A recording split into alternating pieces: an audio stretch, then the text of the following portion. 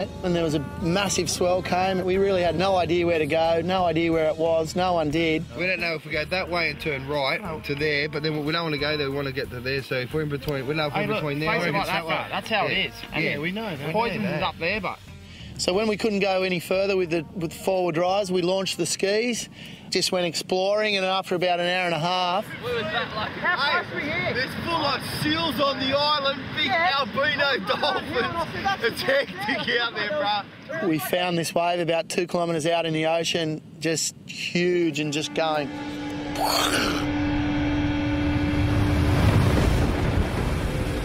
It's the sort of place where you could take the wrong wave, regardless of who you are. You know, Kelly Slater, Andy Irons, Kobe Aberton. You take the wrong wave and you're going to eat it. And when you eat it there, it's probably about the worst place you could wipe out in the world.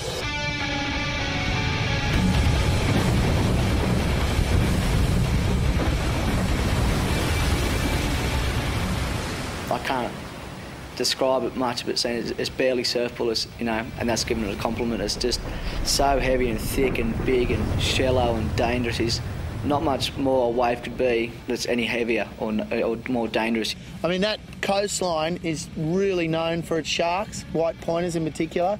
There's some beaches not far from there where there's 4 or 5 tombstones on the beach for people that have been eaten. Cyclops is so scary because you're 6 hours from the hospital.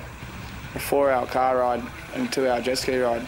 So if you hurt yourself properly, you're in a lot of trouble.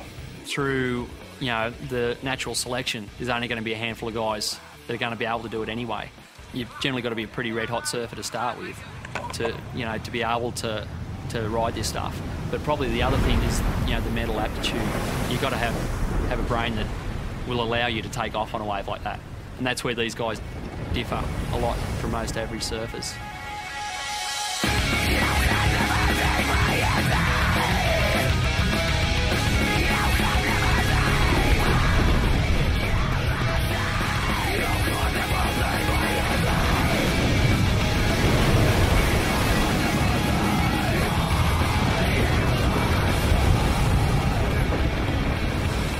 One of these things with these trips that there is a lot at risk a lot of the time, and when Kobe cut himself on the 3rd wave, sliced 2 veins in his arm, and we're in shark-infested water, we basically had to make the decision, you know, do we pack up and go, or do we at least try and do what we came in to do, which is surf in one of the most dangerous waves in Australia, so...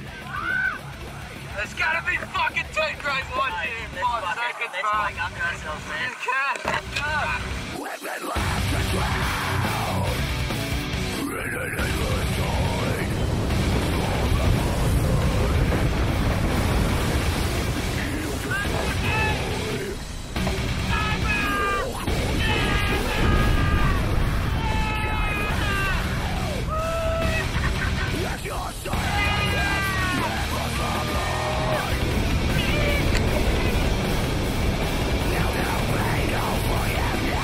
The whole water was just burlied up with blood.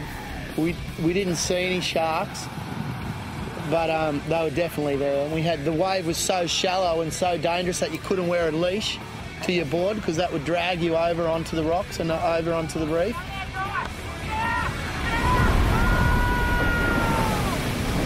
He's in trouble, man.